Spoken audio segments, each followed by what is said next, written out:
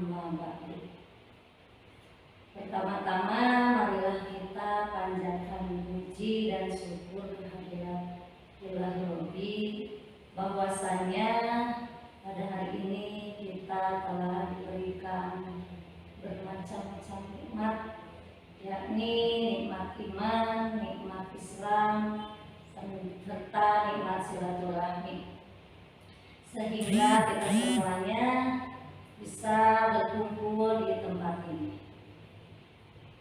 Tak lupa juga salawat dan salam senantiasa tercurah dilimpahkan kepada junjungan kita, yakni Habibana wa Nabiyana Muhammad Sallallahu Alaihi Wasallam, kepada keluarganya, kepada para sahabatnya, sampai kepada kita selaku umatnya yang senantiasa taat pada ajarannya. Mudah-mudahan di yaumil akhir mendapatkan daripada syafaatnya. Amin ya Allah ya Rabbal alamin.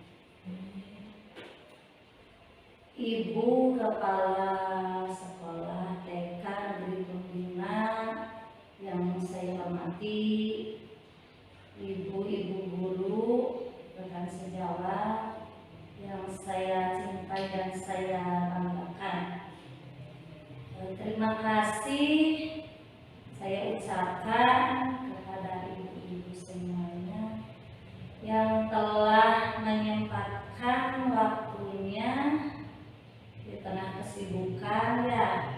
Terima kasih sekali untuk dapat mengikuti kegiatan pada hari ini,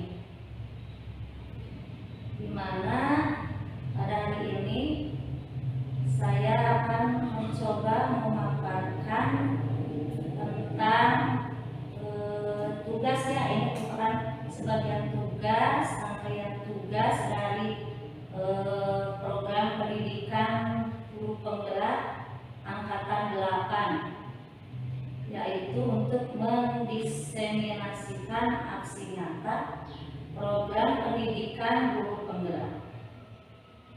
Di sini mungkin saya sebagai calon guru penggerak angkatan 8 dari TK Negeri Pembina Kabupaten Ciamis.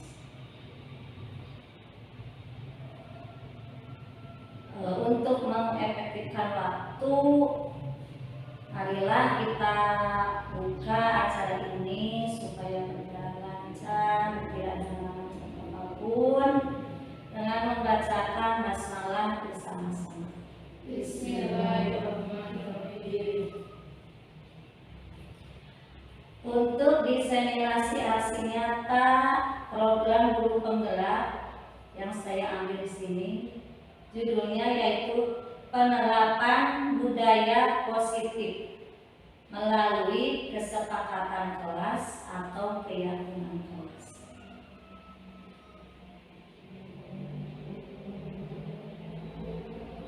Nah, di sini perkenalkan mungkin ada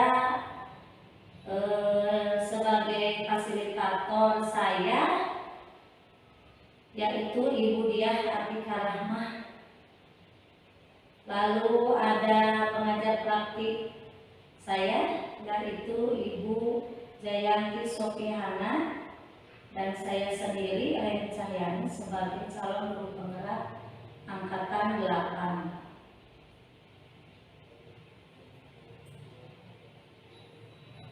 Nah, di sini ada budaya positif. Pengembangnya yaitu Andri Nur Cahya, SPD MS, Diah Samsiati Rajasa, MSc, Dr. Murti Ayu Wijayanti, MPD. Adapun agenda yang dilaksanakan yaitu ke-1 pembukaan, yang kedua pemahaman inti, yang ketiga eksplorasi konsep budaya positif, yang keempatnya yaitu refleksi. Untuk pembukaan tadi sudah ya, sekarang menuju ke pemahaman inti. Nah, di sini ada pertanyaan pemantik dulu ya Bu. Setuju atau tidak setuju? Di sini nomor 1, hukuman dapat mendisiplinkan anak. Bagaimana ibu-ibu, setuju tidak dengan hukuman dapat mendisiplinkan anak? Tidak setuju, Bu. Tidak setuju. Tidak sepenuhnya setuju. Ya. Buat tidak. Ya. Bagaimana yang lainnya? Sangat tidak setuju. Ya. Tidak.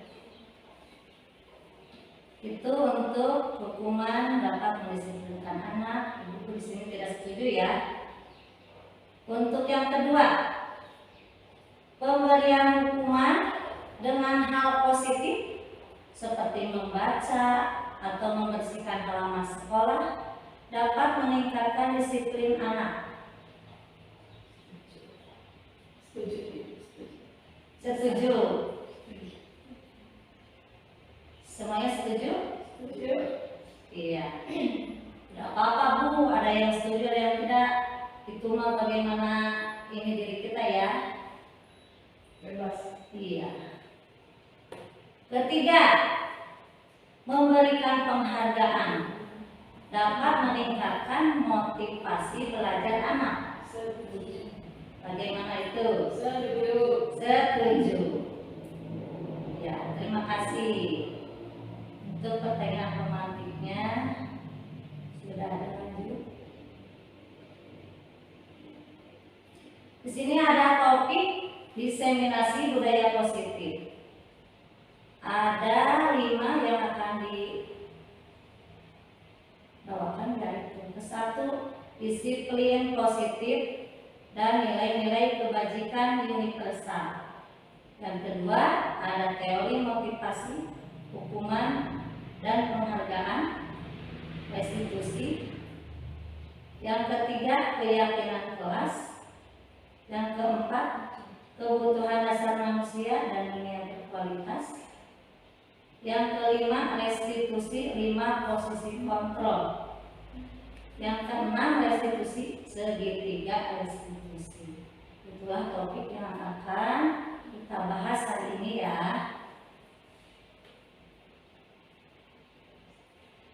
Di sini ada eksplorasi konsep disiplin positif dan nilai-nilai kebajikan universal.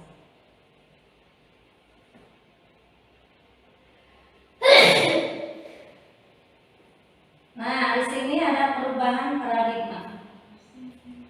Kegiatan kepalan tangan. Coba sekarang ibu-ibu. Di sini ada si A dan ada si B. Berarti 2 orang ya. Ibu dan temannya. Nah, sobeklah secari kertas kecil. Tuliskan benda atau sesuatu atau apapun itu yang sangat berharga menurut kita. Ya. Lalu letakkan di salah satu tangan Anda dan genggam benda atau sesuatu itu dengan segala daya. Buatlah sebuah kepalan. Lalu teman Anda atau si B akan mencoba dengan sekuat tenaga dengan berbagai cara untuk meminta Anda memberikan benda tersebut. Si B bisa dengan membujuk, dengan mengancam, menghardik atau merayu atau bagaimana agar dapat membuka kepalan tangan Anda. Bagaimana Anda? Apakah dengan rayuan atau ancaman atau bujukan akan membuka kepalan tersebut? Jadi mengancam itu tapi dengan merayu dan melayani. Berarti di sini yang mengendalikan atau yang mengontrol itu siapa? Diri kita atau orang lain?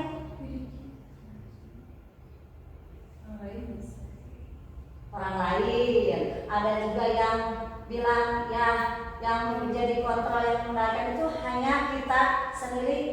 Iya, terima kasih. Tidak apa-apa, tidak sama juga ya. jawabannya. Dilanjut ya Bu. Nah, di sini ada perubahan paradigma kontrol teori pilihan atau ilusi kontrol. Di sini ada ilusi guru mengontrol murid. Apakah guru selalu mengontrol murid? Tidak. Nah, itu merupakan ilusi. Ya. Nah, lalu yang kedua, bahwa kritik dan membuat orang merasa bersalah dapat menguatkan karakter. Bisa iya, bisa tidak. Bisa iya, bisa tidak. Lalu yang ketiga, bahwa semua penguatan positif efektif dan bermanfaat. Semua penguatan positif? Tidak semuanya. Berarti itu ilusi juga ya. Lalu selanjutnya, bahwa orang dewasa memiliki hak untuk memaksa. Tidak. Berarti itu semua dinamakan ilusi kontrol ibu semua. Lanjut. Disiplin positif dan nilai-nilai kebajikan. Disiplin adalah suatu tata tertib yang dapat mengatur tatanan kehidupan pribadi dan kelompok. Disiplin juga merupakan perasaan taat atau patuh terhadap nilai-nilai yang dipercaya yang merupakan tanggung jawabnya. Adapun di sini dari Ajar Dewantara maupun dia dosen mengartikan bahwa disiplin sebagai bentuk kontrol diri, yaitu belajar untuk mengontrol diri kita sendiri agar dapat mencapai suatu tujuan mulia yang mengacu pada nilai atau prinsip mulai yang dianut seseorang. Nilai tersebut sebagai nilai kebajikan yang disepakati oleh bersama. Nah, supaya terjadinya budaya positif di lingkungan kita, di sekolah kita harus menanamkan nilai-nilai kebajikan dan disepakati oleh bersama warga sekolah. Nah, di sini ada nilai-nilai kebajikan. Nilai kebajikan adalah sifat-sifat positif manusia yang merupakan tujuan mulia yang ingin dicapai setiap individu. Contohnya di sini ada nilai kebajikan yang tercermin dalam profil pelajar Pancasila. Ada yang satu, beriman dan bertakwa kepada Tuhan Yang Maha Esa dan berakhlak mulia. Yang kedua, berkebinekaan global. Yang ketiga, gotong royong. Keempat, mandiri.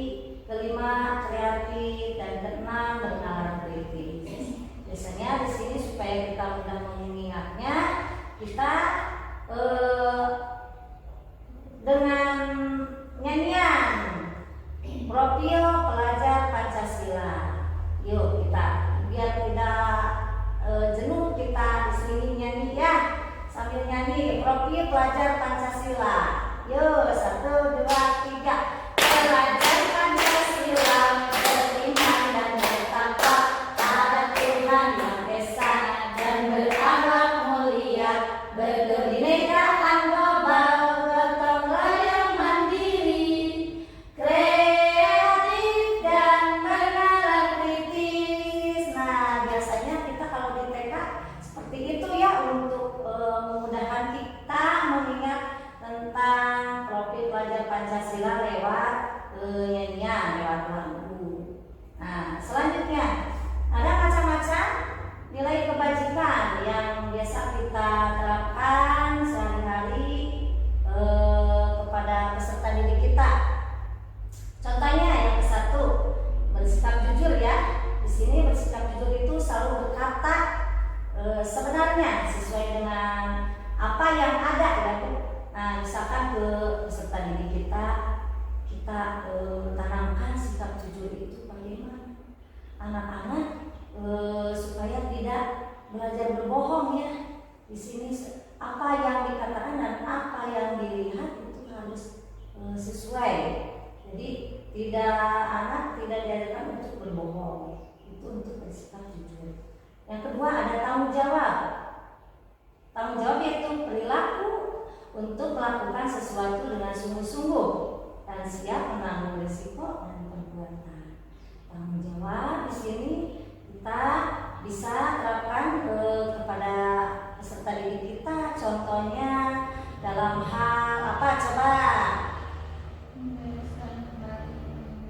Nah, belajar bertanggung jawab dengan membereskan kembali alat-alat atau mainan yang sudah digunakan oleh peserta didik kita. Itu merupakan tanggung jawab juga ya. Nah, apalagi coba selain itu? Menyelesaikan tugas yang diberikan oleh guru. Ya, terima kasih. Menyelesaikan tugas yang diberikan oleh guru sampai selesai. Itu juga merupakan tanggung jawab. Ya, seperti itu contohnya untuk tanggung jawab. Yang ketiga, rasa syukur. Rasa syukur yaitu berterima kasih kepada yang telah memberikan sesuatu kepada kita. Nah, contohnya di kehidupan sehari-hari, misalkan kita para peserta didik kita menanamkan rasa syukur itu, kita berterima kasih kepada mungkin teman yang sudah memberikan berbagi makanan atau berbagi mainan juga.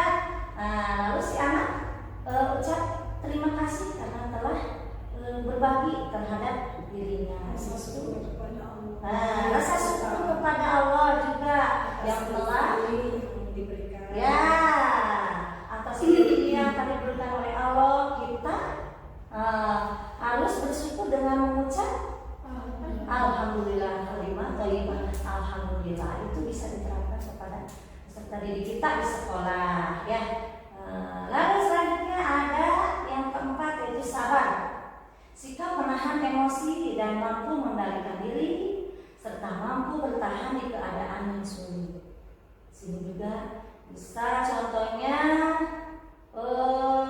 bersabar untuk menunggu giliran. Misalkan mau mencuci tangan, kita harus antri, sabar menunggu giliran. Itu merupakan contoh dari penerapan sabar yang kita terapkan kepada Sabar peserta itu di kegiatan seringnya kan kalau di dalam kelas sering dilihat anak-anak berebut kegiatan. Nah itu bisa harus bisa ya. kondisikannya. Ya, itu juga sama ya, sebagai contoh sabar dari nilai kebajikan. Ya. Selanjutnya ada teori motivasi, hukuman dan penghargaan serta restitusi. Hukuman di sini adalah tindakan yang diberikan kepada seseorang atas kesalahannya. Ada konsekuensi. Konsekuensi adalah sesuatu yang dihasilkan dari sebab. Ya. Lalu ada penghargaan. Penghargaan adalah sesuatu yang diberikan kepada perorangan atau kelompok jika mereka melakukan sesuatu keulungan di bidang tertentu. Lalu ada restitusi. Restitusi adalah proses menciptakan kondisi bagi murid untuk memperbaiki kesalahan mereka sehingga mereka bisa kembali pada kelompok mereka dengan karakter yang lebih kuat. Itu adalah pengertian-pengertian dari hukuman, konsekuensi, penghargaan serta restitusi. Nah, di sini ada dihukum oleh penghargaan. Bahwa penghargaan di sini berlaku sama dengan hukuman. Dalam arti meminta atau membujuk seseorang melakukan sesuatu untuk memenuhi suatu tujuan tertentu dari orang yang meminta atau membujuk. Dorongannya eksternal dan akan ada faktor ketergantungan. Beberapa dampak dari pemberian penghargaan dari Alfi 1993. Nah, di sini ada pengaruh jangka panjang dan jangka pendek. Lalu, iya, di sini ada hukuman. Apakah kita pernah melakukan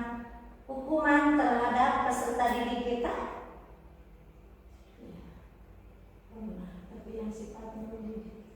Nah, di sini mungkin hukumannya sesuai dengan porsi, mungkin ya, untuk misalkan peserta didik kita di TK ada mungkin ya sebagian peserta didik yang melanggar aturan atau norma ketika di sekolah. Contohnya misalkan kesiangan atau apa gitu, hukumannya mungkin jangan yang terlalu terlalu berat gitu. Misalkan hukumannya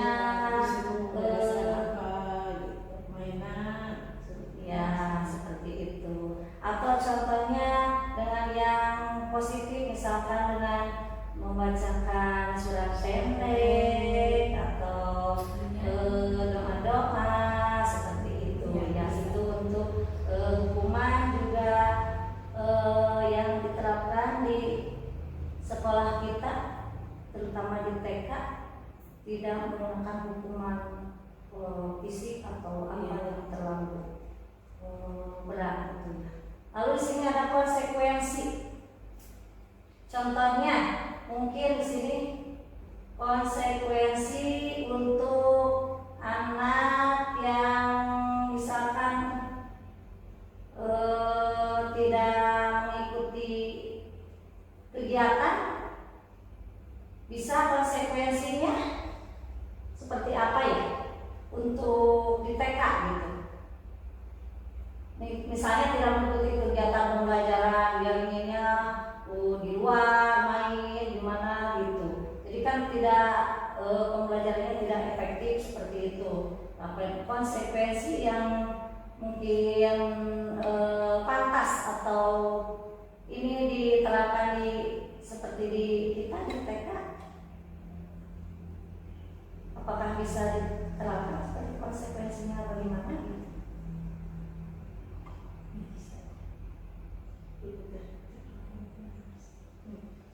Nah, mungkin untuk seperti yang di tingkat agak atas, misalkan anak ini karena kesiangan, konsekuensinya harus mengelilingi lapangan seperti itu ya. Nah, di sini kan itu untuk porsi yang itu yang ada konsekuensi ya, jadi pengganti dari atas kesalahannya itu ya. Tapi kan larinya ke arah hukuman kayak tadi, konsekuensi terlalu tinggi ya seperti itu ya. Untuk PTK mungkin agak jarang juga ya itu kan konsekuensi tidak diterapkan ya, tidak dipakai. Nah, lalu ada penghargaan. Apakah kita pernah memberikan penghargaan terhadap peserta didik kita? Penghargaan itu tidak berupa materi tapi juga bisa. Nah, seperti itu. Obrolan gitu. Ya. Penguatan. Ya. Kasih kata-kata. Supaya terpacu gitu ya. Biasanya anak kalau dikasih penghargaan itu ya tidak berupa barang juga. Misalkan anak ini hebat, alhamdulillah sudah bisa mengikuti kegiatan pembelajaran. Nah, ibu kasih reward apa penghargaan itu ya, bintangnya 3 atau bagaimana. Nah, bisa seperti itu untuk memacu, memotivasi anak supaya lebih rajin lagi atau lebih aktif lagi ikut di kegiatan pembelajaran di sekolah seperti itu. Lanjut lagi, ini tadi sudah. Lalu di sini ada keyakinan kelas ya Bu. Keyakinan kelas di sini bersifat lebih abstrak daripada peraturan yang lebih rinci dan konkret. Keyakinan kelas berupa pertanyaan-pertanyaan universal. Nah, pertanyaan keyakinan kelas senantiasa dibuat dalam bentuk positif. Nah, keyakinan kelas juga hendaknya tidak terlalu banyak sehingga mudah untuk diingat terutama oleh peserta didik kita dan dipahami oleh semua warga kelas. Warga kelas itu ada guru, ada murid, seperti itu. Nah, keyakinan kelas sebaiknya sesuatu yang dapat diterapkan di lingkungan tersebut. Tentu kita di lingkungan sekolah, di lingkungan kelas. Ya. Nah, semua warga kelas hendaknya ikut berkontribusi dalam pembuatan keyakinan kelas lewat kegiatan surat pendapat dari peserta didik kita kepada gurunya. Lalu bersedia meninjau kembali keyakinan kelas dari waktu ke waktu. Itu untuk keyakinan kelas. Nah, di sini alhamdulillah saya beberapa hari kebelakang sudah mempraktekkan atau berdiskusi mencoba ya dengan anak-anak gitu, membuat keyakinan kelas mau seperti apa sih kegiatan belajarnya. Nah, di sini belum antara peserta didik dengan guru gitu ya, dimunculkan pertanyaan-pertanyaan gitu kepada anak, mau seperti apa, mau bagaimana. Tentunya di sini keyakinan kelas ini yang yang disampaikan itu tentang yang positif gitu ya, tentang nilai-nilai kebajikan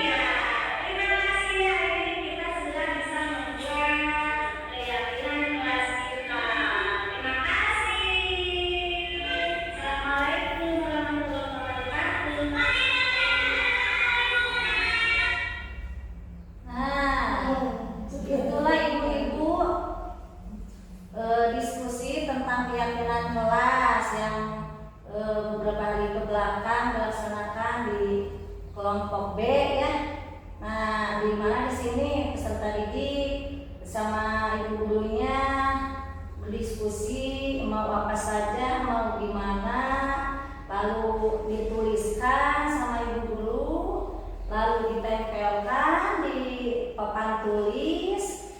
Nah, setelah itu diulas kembali, dibaca kembali apa saja satu persatu keyakinan kelasnya yang muncul dari anak-anak gitu ya. Lalu setelah itu ditanya disepakati tidak oleh semua anak-anak. Setelah disepakati, alhamdulillah mungkin ya. Lalu siap untuk diterapkan untuk sehari-hari ya, keyakinan kelasnya mau seperti apa, seperti itu. Dan itu mungkin setiap hari diulas itu dibacakan sebelum mulai ke kegiatan lain, dibacakan keyakinan kelasnya supaya ingat dan dapat dilaksanakan dengan baik oleh peserta didik kita. Seperti itu untuk keyakinan kelas ya Bu. Dilanjut lagi. Nah, eksplorasi konsep yang selanjutnya yaitu ada kebutuhan dasar manusia dan dunia berkualitas. Nah, di mana kebutuhan dasar manusia itu diantaranya ada bertahan hidup. Nah, ada kasih sayang, ada rasa diterima, ada kesenangan, ada penguasaan serta kebebasan. Kebutuhan dasar manusia dan dunia berkualitas. Seluruh tindakan manusia memiliki tujuan tertentu. Semua yang kita lakukan adalah usaha terbaik kita untuk mendapatkan yang kita inginkan. Ketika kita mendapatkan yang kita inginkan, sebetulnya saat itu kita sedang memenuhi satu atau lebih dari satu kebutuhan dasar kita ya. Yaitu di sini ada kebutuhan untuk bertahan hidup, kasih sayang, rasa diterima, ada kebebasan, kesenangan, dan penguasaan. Untuk kebutuhan itu hidup, kebutuhan yang bersifat fisiologis untuk bertahan hidup. Contohnya misalkan kesehatan, rumah, makanan, nah itu ya. Lalu ada kebutuhan biologis juga sebagai dari proses reproduksi, termasuk untuk kebutuhan untuk tetap bertahan hidup. Nah, yang kedua ada kasih sayang, rasa diterima. Nah, kebutuhan untuk disayangi dan diterima itu di sini meliputi kebutuhan yang akan hubungan dan koneksi sosial, kebutuhan untuk memberi dan menerima kasih sayang, dan kebutuhan untuk merasa menjadi bagian dari satu kelompok. Nah, yang ketiga ada penguasaan. Kebutuhan ini meliputi keinginan untuk dianggap berharga, bisa membuat perbedaan, bisa membuat pencapaian, kompeten, diakui, serta dihormati. Yang keempat ada kebebasan. Nah, di sini kebebasan kebutuhan akan kemandirian, otonomi, memiliki pilihan, dan mampu mengendalikan arah hidup seseorang. Nah, itu ya. Nah, ada lagi yang kelima, kesenangan. Di sini ada kebutuhan untuk mencari kesenangan seperti bermain, tertawa, jalan-jalan, pergi di mana ya, itu termasuk ke dalam kesenangan. Nah, di sini untuk eksplorasi konsep yang selanjutnya yaitu ada 5 posisi kontrol. 5 posisi kontrol. Yang ke-1 ada penghukum. Nah, penghukum di sini seseorang penghukum bisa menggunakan hukuman fisik atau verbal. Orang yang menjalankan posisi penghukum senantiasa mengatakan bahwa sekolah memerlukan sistem atau alat yang dapat lebih menekan pada peserta didik kita lebih dalam lagi. Nah, di sini ada contohnya, contoh kata-kata dari penghukum ya. Contohnya, coba patuhi di sini, awas. Nah itu sebagai salah satu contoh dari penghukum juga ya. Lalu ada contohnya, laksanakan semua perintah saya, awas kalau tidak bagaimana gitu. Itu juga termasuk ke dalam posisi kontrol sebagai penghukum. Nah, yang kedua, pembuat rasa bersalah. Di sini guru akan bersuara lemah lembut. Pembuat rasa bersalah akan menggunakan keheningan yang membuat orang lain merasa tidak nyaman, bersalah atau rendah diri. Contohnya misalkan gini, ada anak yang selalu bikin ulah atau tidak mau diam atau gimana, tidak bisa dikendalikan atau tidak ingin ikut apa kegiatan main atau gimana. Nah, sebagai contohnya di sini untuk membuat rasa bersalah yaitu ibu kecewa sama kamu, kenapa kamu tuh seperti itu, kenapa kamu tidak mau diam. Nah itu di sini contoh membuat rasa bersalah pada anak itu. Ternyata aku seperti ini. Jadi membuat ibu gurunya itu merasa kecewa. Bagaimana anaknya tidak mau diajak ikut kegiatan main atau tidak bisa diajak untuk ikut pembelajaran. Contoh lain di sini kata-katanya, kamu tidak kasihan apa sama ibu? Ibu tuh capek sekali lihat tingkah kamu yang selalu mengganggu teman. Nah, seperti itu contoh kata-kata dari ibu guru ketika ada posisi kontrol membuat rasa bersalah. Selanjutnya, posisi kontrol sebagai teman. Pada posisi ini, guru tidak akan menyakiti murid, namun akan tetap berupaya mengontrol muridnya. Nah, sebagai contohnya mungkin di sini ada kata-katanya, ayo bantu demi bapak ya, kamu pasti bisa. Nah, itu contoh sebagai teman. Nah, lalu ada lagi contohnya di sini. Tidak apa-apa, kamu tenang saja, ibu tidak marah kok.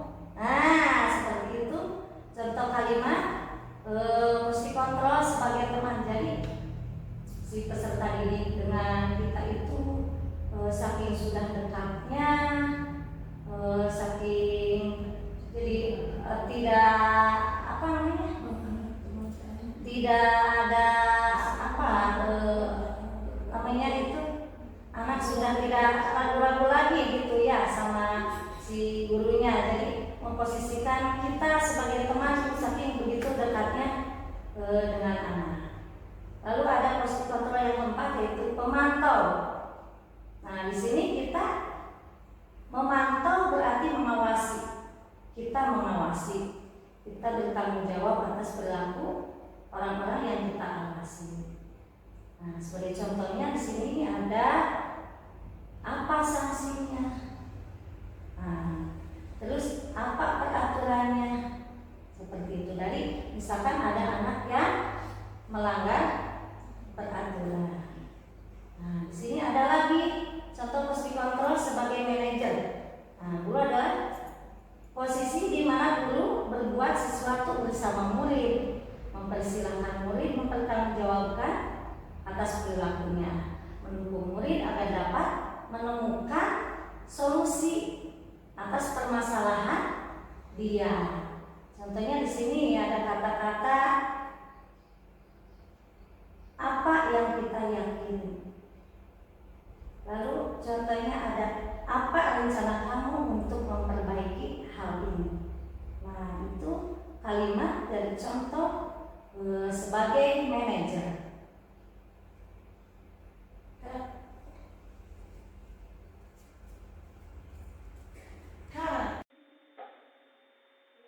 Dari kelima posisi kontrol yaitu penghukum, pembuat rasa bersalah sebagai teman, pemantau dan manajer.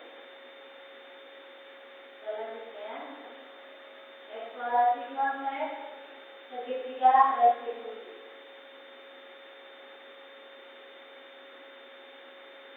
Di sini ada segitiga restitusi, yaitu yang satu menstabilkan identitas, lalu yang kedua validasi kebutuhan, dan ada menanyakan keyakinan.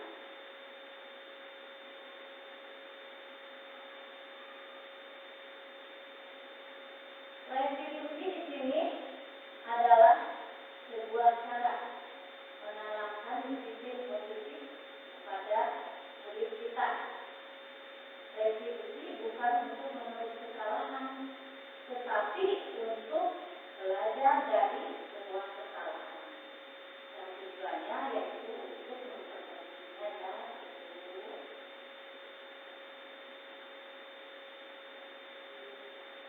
nah, di sini ada segitiga restitusi dengan tahapan-tahapannya. Tahapan yang ke-1, menstabilkan identitas. Dalam menstabilkan identitas ini, tujuannya yaitu untuk mengubah anak dari yang gagal karena kesalahan menjadi orang yang sukses. Sebagai contoh, di sini ada berbuat salah itu tidak apa-apa, tidak ada manusia yang sempurna. Saya juga pernah melakukan sesuatu itu. Dari contoh adalah dari menstabilkan identitas. Ada lagi yang kedua yaitu validasi rasa bersalah. Dalam validasi rasa bersalah itu setiap tindakan yang kita lakukan dengan suatu tujuan, yaitu memenuhi kebutuhan dasar. Kalau kita memahami kebutuhan dasar, apa yang mendasar sebuah tindakan, kita akan bisa menemukan cara-cara paling efektif untuk menemukan kebutuhan tersebut. Contoh dari percakapannya, di sini ada kamu pasti punya alasan mengapa melakukan itu.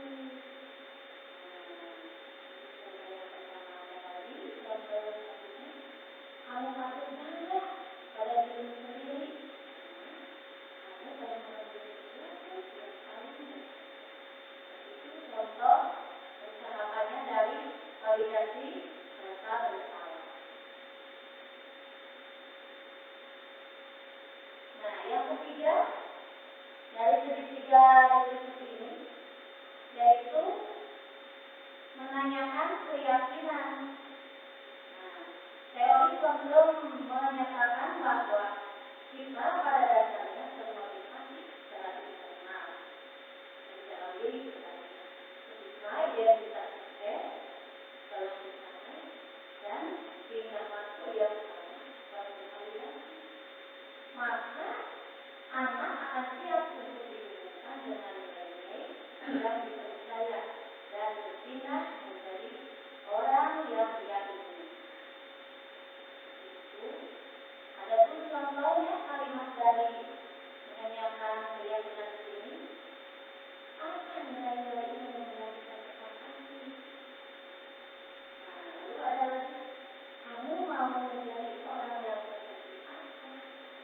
Nah, itu contoh dari menanyakan keyakinan dari segitiga restitusi yang berbeda.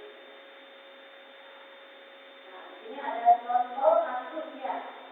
Ada contoh kasus misalkan di sini ditemukan peserta didik kita yang kita membuang sampah sembarangan ya. Nah, dia terjadi kita membuang sampah sembarangan dan takutnya mungkin di dulu itu menjadi suatu kebiasaan ya. Kalau tidak kita ingatkan atau kita tegur seperti itu.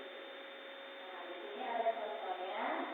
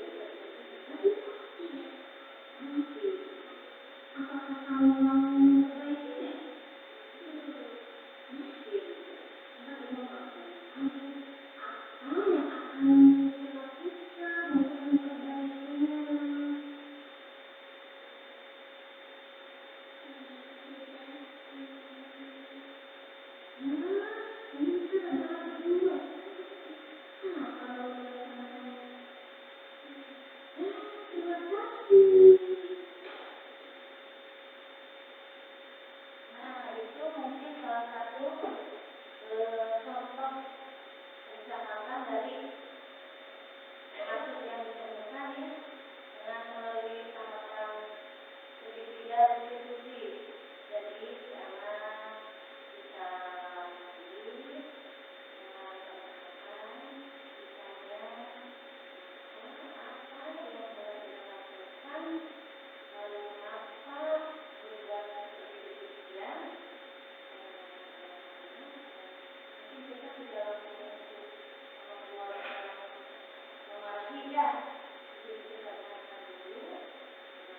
Dan kita tanyakan juga apakah dari perbuatan itu termasuk pada keyakinan kita, kesepakatan kita, atau tidak, itu termasuk nilai kebaikan atau tidak seperti itu. Nah, itu mungkin dengan kita telah melakukan diskusi tentang keyakinan kelas, mungkin secara tidak langsung lama-lama Anda jadi menyadari, oh iya, yang tidak sesuai dengan keyakinan kelas yang telah disepakati oleh keluarga kelas, ya disepakati oleh peserta didik. Secara tidak langsung anak-anak menyadarinya, dan kita carikan solusinya bersama-sama bagaimana dan mau kapan akan dilaksanakan dengan memperbaiki atas kesalahan yang telah peserta didik kita melakukan. Itu contoh dari kasus melalui tahapan segitiga revisi. Ini ada tempat lainnya juga dari peserta didik.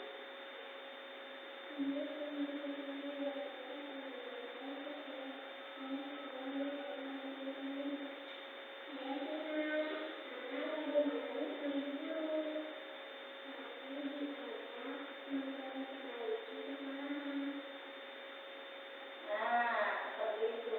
Jadi kita kalau menemukan suatu permasalahan atau kasus yang mana bisa berjual atau bisa mempengaruhi, kita ada bicara dengan pendekatan seperti itu kita tanya, dan itu mungkin anak merasa tidak terlalu dipojokkan kalau dirinya mempunyai suatu kesalahan. Dan itu kita ajak untuk memperbaiki ini bersama-sama dan bersama-sama. Apa yang akan dilaksanakan untuk memperbaiki ini? Itu mungkin anak akan merasa senang dan tidak merasa terlalu berat karena kita langsung untuk memarahi atau langsung menyalahkan.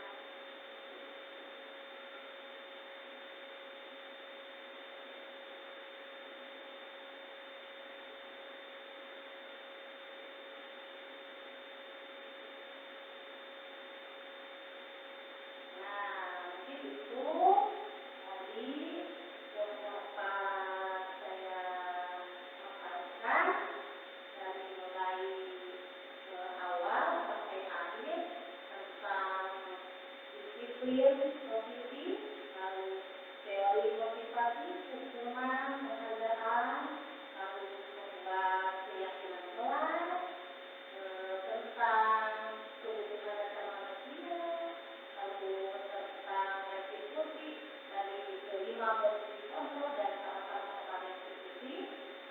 segitiga dan segitiga. Ini ada refleksinya. Nah, hal baru apa yang membuat realita saya yang saya dapatkan pada hari ini? Nah, ini mungkin hal barunya kita telah mendapatkan ilmu ya, menurut saya dari selama mengikuti pendidikan saya, dapat ilmunya dan alhamdulillah bisa saya sharing yang berbagi lagi di sini di sekolah ini sama kepala dan juga sekolah saya ini yang saya dapatkan tentang budaya positif, terciptanya budaya kebajikan, itu tentang positif kontrol kita dan tahapan-tahapan dari 5 positif kontrol tadi ada segitiga. Lalu pertanyaan juga di sini yang muncul selama mengikuti studi ini khususnya mengenai masa disiplin dan motivasi individu bertanya. Alhamdulillah saya merasa senang ya berbagi ilmu, berbagi praktik baik di sini dan mudah-mudahan ke depannya kita bisa berkolaborasi, bisa bekerja sama ya untuk dapat mengimplementasikan bersama-sama pada kegiatan pembelajaran kita di sekolah kita.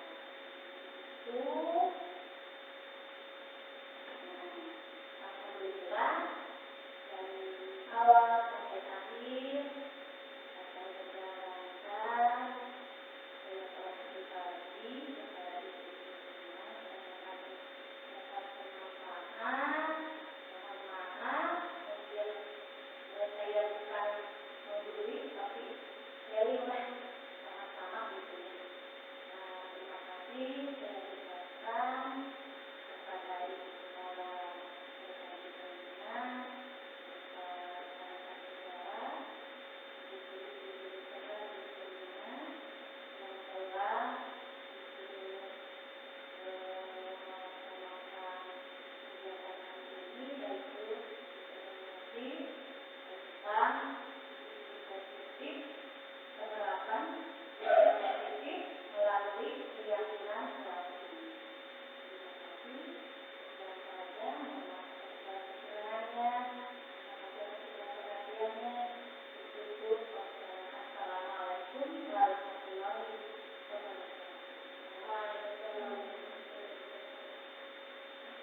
Assalamualaikum warahmatullahi wabarakatuh.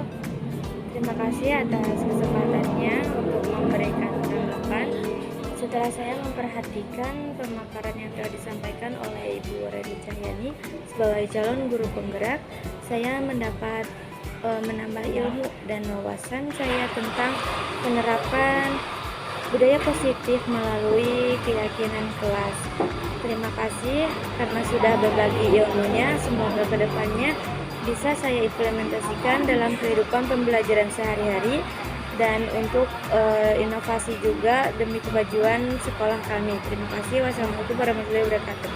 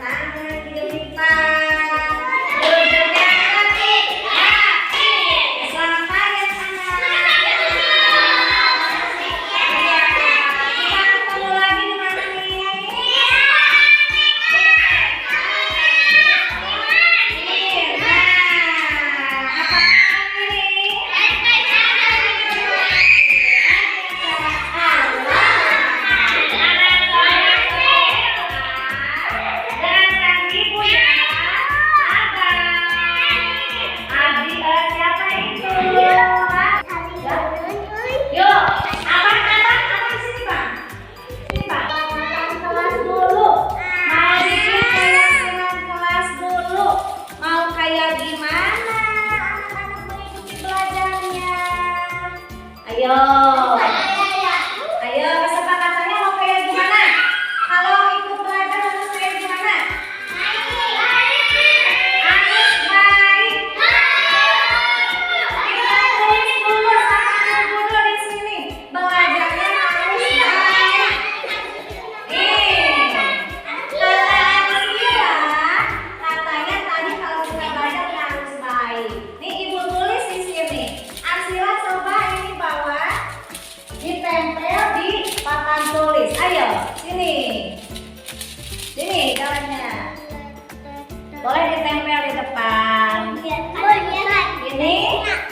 kesepakatan atau keyakinan kelas kita. Baik, coba ditempel di sana. Tuh. Terima kasih. Lalu tadi belajarnya aku mau baik. Yang kedua mau gimana? Sayang guru. Berarti posisi sayang. Nah, Fatia. Coba ditempel. Itu yang kedua. Ada lagi kah? Bagaimana kalau kita mau mengikuti pembelajaran? Harus gimana? Pak Riza? Harus turun sama Bu Guru? Ya, ditulis sama Ibu. Nah, silakan Nayara. Kata Nayara harus turun sama Ibu Guru. Boleh ditempel. Sudah berapa Ibu? Itu? Sudah berapa? Tiga. Kita lanjut lagi. Gunakan mainan.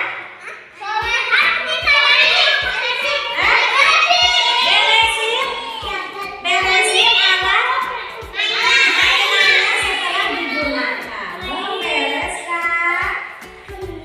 Membereskan kembali mainan yang sudah digunakan. Pak Riza, ini keyakinan kelas kata Pak Riza. Ayo, itu udah berapa? Masih ada kah? Apa? Mau kayak gimana lagi belajarnya? Udah mainan itu tadi. Kalau kita habis makan itu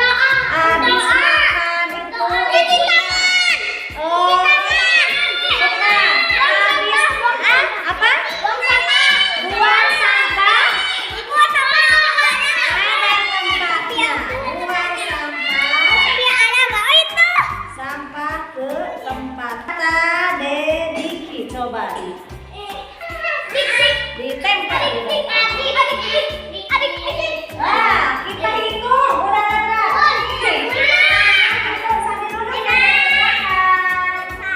Sambil duduk ya, sambil duduk ya, kelihatan. Hitung 1, 2, 3, 4, 5. Ibu guru bacakan lagi ya. Ibu guru bacakan lagi. Yang ke-1. Kalau sesudah makan, jangan lupa sampahnya dibuang ke tempat sampah. Setuju nggak? Iya. Yang kedua, membereskan kembali mainan yang sudah digunakan. Setuju nggak? Setuju. Terus yang ketiga, di sini ada menurut sama Ibu Guru. Siapa yang setuju? Siapa yang setuju, Bu Guru? Semua setuju? Iya. Lagi yang keempat, saling menyayangi. Saling menyayangi sama siapa? Ibu Guru, teman-teman. Iya. Sepakat semuanya? Sepakat menyayangi semuanya? Terus yang terakhir di sini, ikuti belajarnya dengan baik. Setuju? Setuju. Dari ke-1, 2, 3, 4, 5 kesepakatan keyakinan kelas ini disetujui semuanya? Iya. Siap mau dilaksanakan? Iya. Siapa mau jadi anak pintar? Siapa mau jadi anak saleh? Siap untuk dilaksanakan keyakinan kelas kita. Semuanya bisa ya? Iya. Terima kasih ya, hari ini kita sudah bisa membuat keyakinan kelas kita. Terima kasih. Assalamualaikum warahmatullahi wabarakatuh. Assalamualaikum warahmatullahi wabarakatuh. Saya senang sudah diajak Bu Guru membuat keyakinan kelas. Di sini Sisil, tahu nggak kenapa ibu memanggilmu? Iya Bu, karena saya membuang sampah sembarangan. Tahu nggak kalau membuang sampah sembarangan itu perbuatan baik atau tidak? Tidak. Oh gitu ya. Iya, semua orang pasti pernah melakukan kesalahan, termasuk ibu. Nah, sekarang kita carikan solusinya bersama-sama. Mau tidak? Mau Bu. Iya, ibu mau tanya, kenapa tadi membuang sampah sembarangan? Lupa. Lupa ya.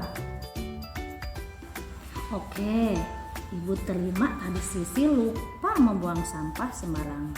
Nah, ibu mau tanya, apakah membuang sampah sembarangan itu termasuk keyakinan kelas kita tidak? Tidak. Oh tidak. Apakah kamu mau memperbaikinya? Mau. Pinter.